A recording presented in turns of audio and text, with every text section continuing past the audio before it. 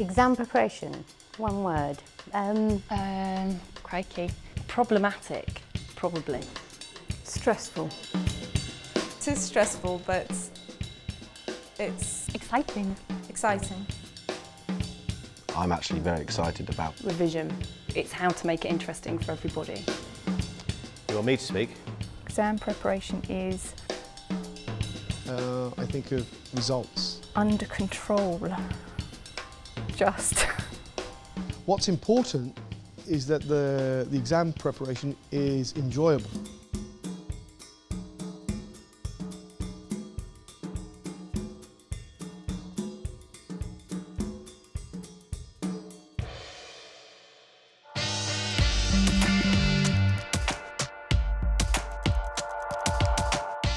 Admin is the vein of my life for GCSE. We enter people at so many different levels, at so many different times. Just to make sure everyone's in for the right tier. Foundation or higher tier. There are the modular entries to think about.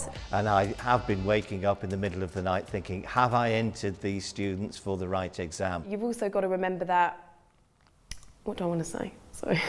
But the admin can take many forms. It doesn't have to be pieces of paper, records. It can be conversations. Communication. One annual phone call to the exam board just to inquire and ask questions. If there's any changes, surprises, anything new, you can often find out last minute good tips. Make sure you just double check all the examination numbers. Double, triple checking. Twice, 3 times with the website, with people who have done the entries before you. So we don't trust that we've done it right. We never do. We always think we've done it wrong. And I think that's a good strategy. We always blame ourselves.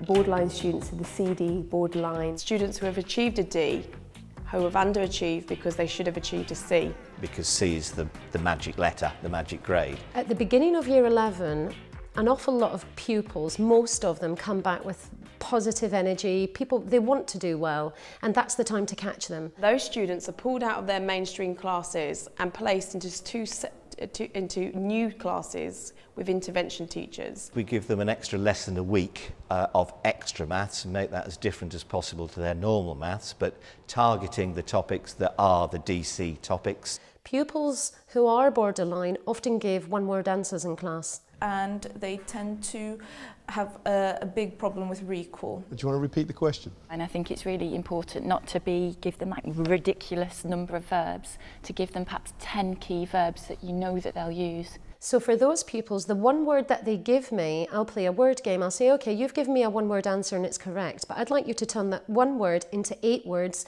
You've got 30 seconds, go. In one sense, every student is a borderline candidate because at whatever point you're at, they're ready to get a grade. Can we get them the next grade?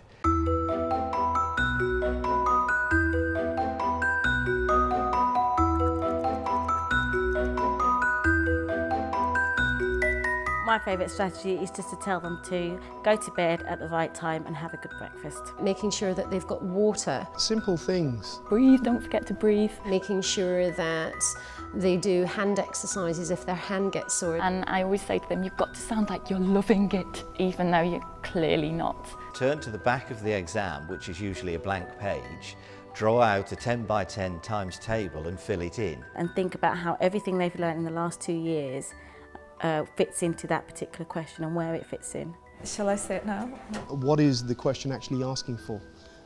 Is it a 1 mark or a 2 mark or a 3 mark question? Look for the questions you're expecting. If it wants more than 1 mark, then there is more that you have to explain. You have to justify and give an explanation. See if you can find the Pythagoras question. I always tell them to listen out for cognates, so words that sound like English words, and it's not going to be a trick, it will actually mean that. keep referring back to the multiple choice section because often that has a lot of the answers for definitions that they'll find later in the exam. So if you hear el piano, it will be a piano. If you want to get an A star, obviously the knowledge has to be there, but so much of it is exam technique and timing in particular. I'd probably say timing. I've often bought a clock before the exam, and a big clock, and put it on a desk, and just got students used to stopping, looking at the clock, looking at where they are and thinking about the rest of the paper.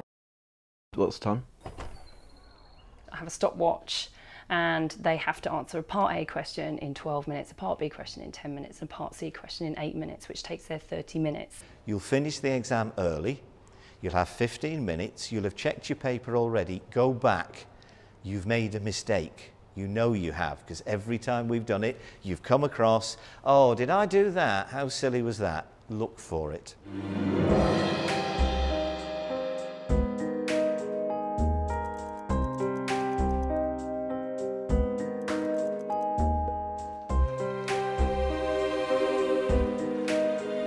I think it's important for students to know the grade boundaries. Yeah, definitely. We share them right at the beginning of year 10. And I think if you show it to them, it lends what you're saying more credibility. Let's look at the difference between an A grade and a C grade. What has the C grade person not got that the A grade has?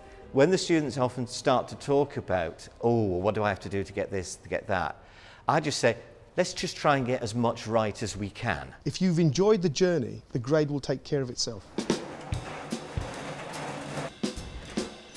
What grade would I give myself? God, that's harsh. Blimey.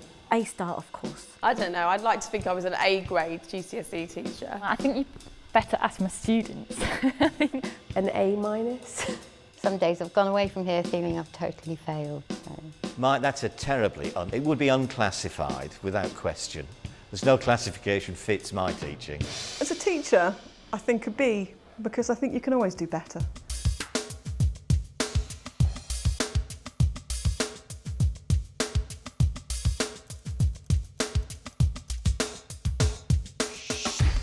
Memorising techniques. Okay. I wrote out a list of 5 of these yesterday and I can't remember what they were. I can't remember. Say for each case study you have to have either 5 numerical facts or 5 place-specific facts. Metric units are a nightmare to memorise for metric and imperial conversions.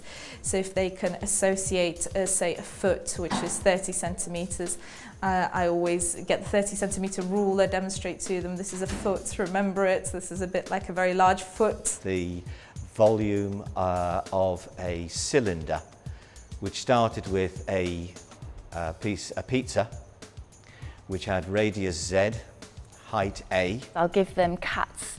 Cats never like rats. So the area was pi r squared, pi, zz, a.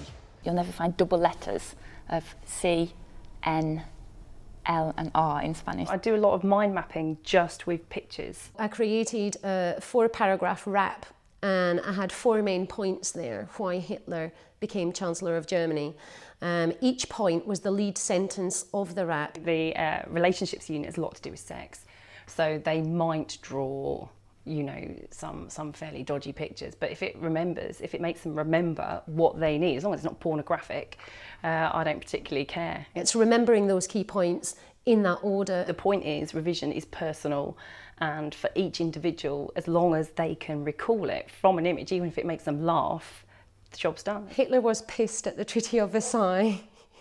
The Nazis promised to wave it bye-bye. Sorry, I can't. You can't say pissed on telly, but the kids would remember that. What was the question?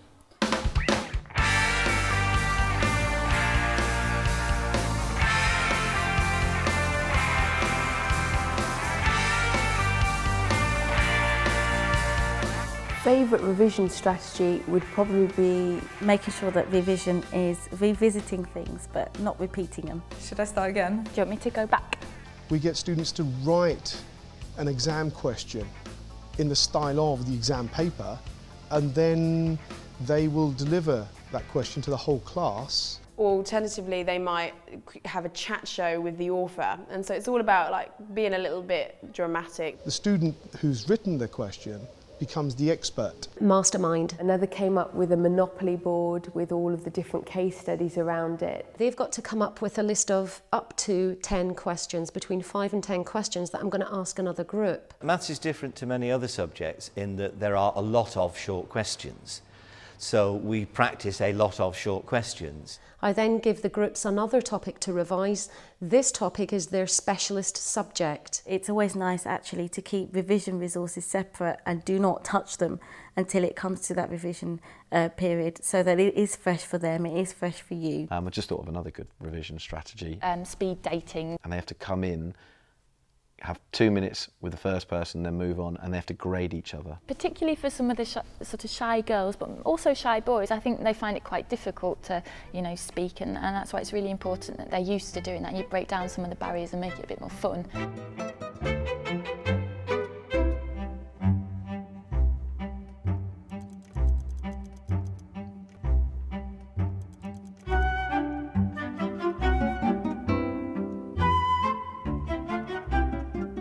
They really do have to trust that you have their best interests at heart. It's about putting them at ease and letting them know and making sure you know the sorts of things that come up often. And they need to know that someone will say to them, you know what, if you've never done clay before, don't pick now to do it.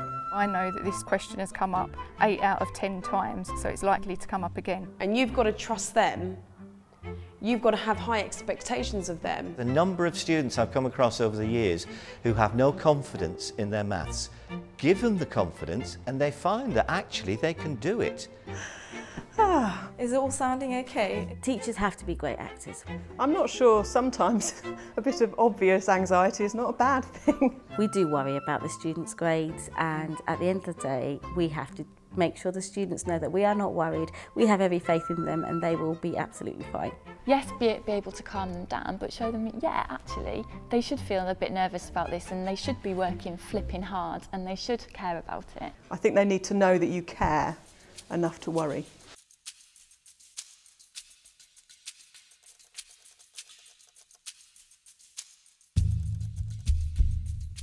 The point of exams, I don't know really. I'm not sure I know the answer to that question. I think we have to have exams for quality assurance purposes, really. I think more than anything is for students to know they can do it themselves. It's good to work to a deadline. It means that students actually go away and learn. And so I suppose it's a good thing. As a whole, I think students do better in exam conditions than they do through coursework. Examiners have higher expectations of coursework, and often the results are better if it is 100% exam. And don't ask me why I teach maths, because I definitely don't know the answer to that one.